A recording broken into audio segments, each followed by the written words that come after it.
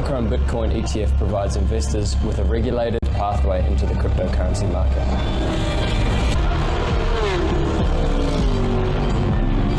When you're ready to take your investments to the next level, you might want to consider Monaco.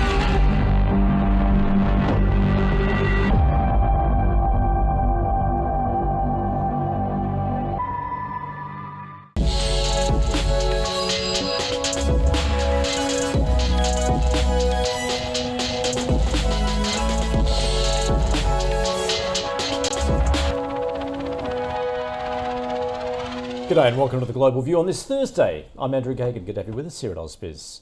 To the global markets overnight, tech stocks tumbling on the possibility of tighter US trade restrictions on chip technology. A potential escalation trade conflict with China has seen the S&P 500 and the Nasdaq fall sharply on Wall Street, with more than $500 billion in market value lost on the semiconductor index. Fueling the selling further were comments from Donald Trump, who said chip-making hub Taiwan should pay the United States for its defence. Small caps didn't escape the carnage, the Russell 2000 falling after making significant gains over the past few sessions. However, the Dow managed to hold and made a third straight record closing high.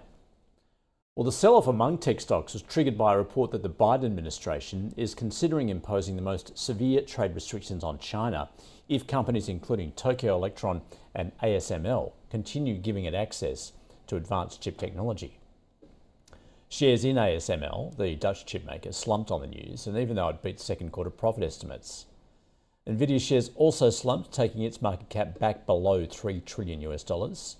And other chip-related stocks were hit hard, including AMD and ARM Holdings, as well as Qualcomm and Broadcom. And the selling flowed on to the Magnificent Seven, with Amazon and Apple among the worst performers there. On the earnings front, Johnson & Johnson posted better than expected second quarter profit and revenue, driven by strong drug sales. And reporting after the bell, United Airlines has forecast lower than expected profit in the current quarter as the industry deals with excess capacity, which has undermined the airline's pricing power. Well, US industrial production increased in June by 0.6% from the previous month, with manufacturing strengthening much more than forecast. And US housing starts and building permits have surprised on the upside as strength in apartment projects offset a dip in freestanding homes.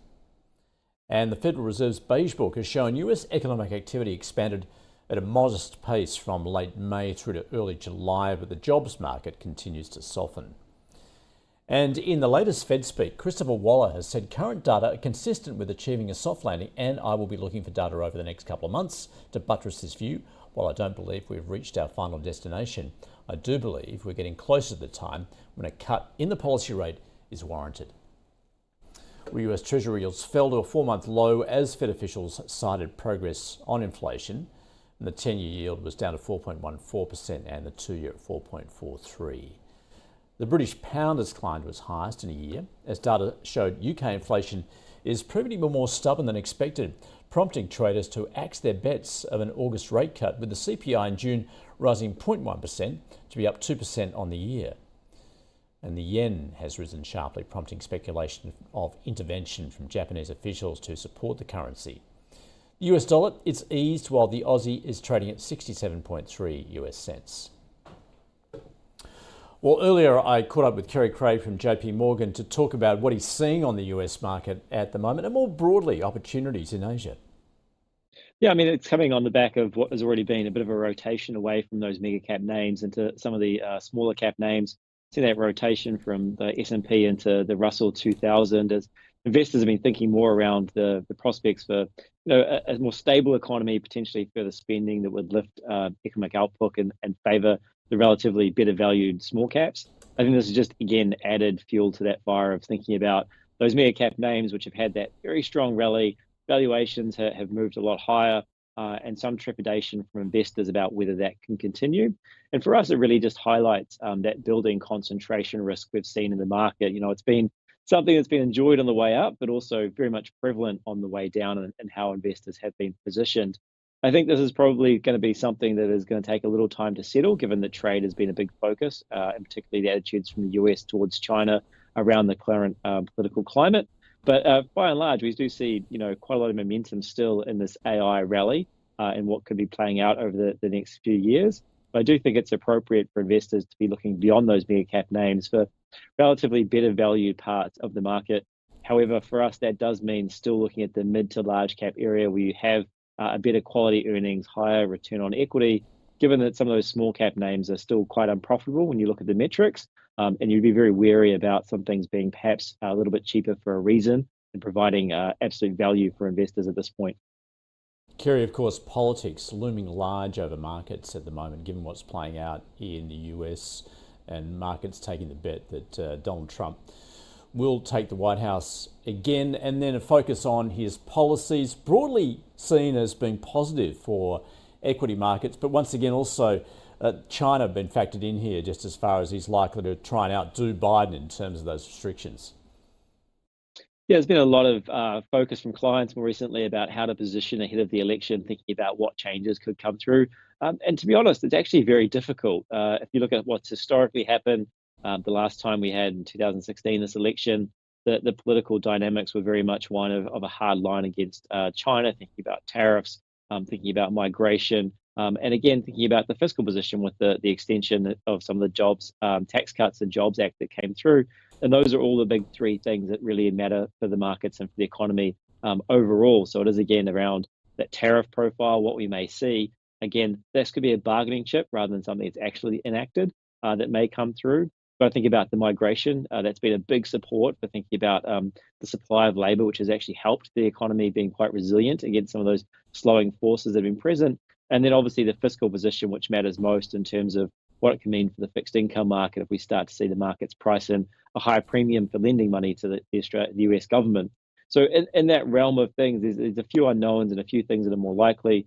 I think whether you get a Democrat or Republican in the White House, the fiscal position is not going to be improved. So that does mean thinking about, slightly more premium being built into the longer part of the bond market there.